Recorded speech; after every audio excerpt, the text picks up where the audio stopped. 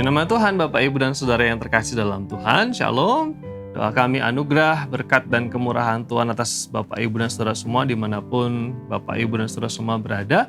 Kami terus berdoa kemurahan Tuhan, kekuatan dari Tuhan atas kita semua sekalipun ada tantangan, ada pergumulan, dan juga ada hal-hal yang harus kita hadapi. Dan terus percaya bahwa Tuhan baik dan mengasihi kita. Kita kembali merenungkan firman Tuhan dengan judul Kualitas Seorang Murid, dan teks yang sama yang saya bacakan juga beberapa hari yang lalu akan kembali kita baca, yaitu Yesaya pasal 50 ayat yang keempat dan ayat yang kelima. Sekali lagi untuk kita.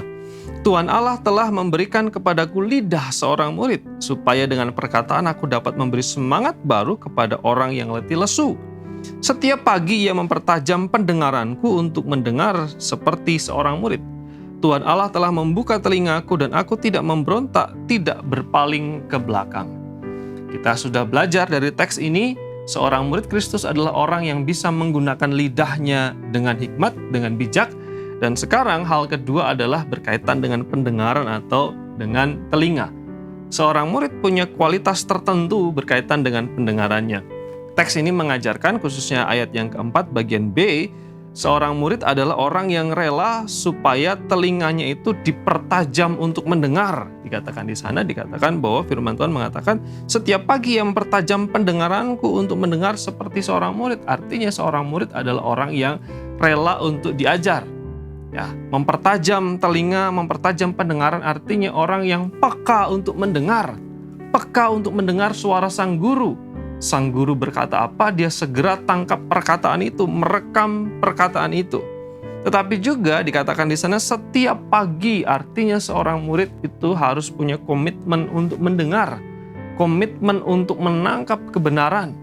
Bukan hanya berusaha supaya semakin peka, tetapi juga harus punya komitmen untuk belajar. Sang murid harus gemar belajar, mencari kebenaran, rela untuk diajar. Lalu kemudian dikatakan di dalam ayat yang kelima, Tuhan Allah membuka telingaku dan aku tidak memberontak, tidak berpaling ke belakang. Mendengar bukan hanya sekedar menangkap suara, tetapi firman Tuhan ini menjelaskan bahwa mendengar itu lebih daripada itu. Mendengar berarti taat. Mendengar berarti mau melakukan apa yang dia dengar. Mendengar berarti memiliki ketundukan untuk tidak memberontak dan tidak berpaling. Inilah yang disebut dengan mendengar. Seorang murid bukan hanya mau bertekun untuk menemukan kebenaran, seorang murid bukan hanya orang yang mau belajar untuk semakin peka menangkap suara sang guru, tetapi seorang murid juga adalah pribadi yang mau mentaati, melakukan apa yang dia dengar. Di dalam pengalaman saya membesarkan anak-anak sering menghadapi seperti ini. Misalnya sudah waktunya mandi bagi anak-anak, Sofi, Jadi, mandi. Mereka menjawab, iya papi. Kemudian lagi, Sofi, Jadi, mandi. Mereka jawab, iya papi. Yang ketiga, Sofi, Jadi, mandi. Mereka jawab, iya papi. Ya. Mereka tidak mendengar seperti yang dikatakan firman Tuhan di sini. Mereka bisa menjawab iya, tetapi tidak melakukan. Tapi mendengar yang dimaksud di sini adalah mendengar berarti melakukan, tidak memberontak dan tidak berpaling ke belakang. Inilah kualitas seorang murid yang ditandai dengan ketaatan, melakukan apa yang Tuhan ajarkan, melakukan apa yang dia dengar, melakukan apa yang dia mengerti sebagai sebuah kebenaran.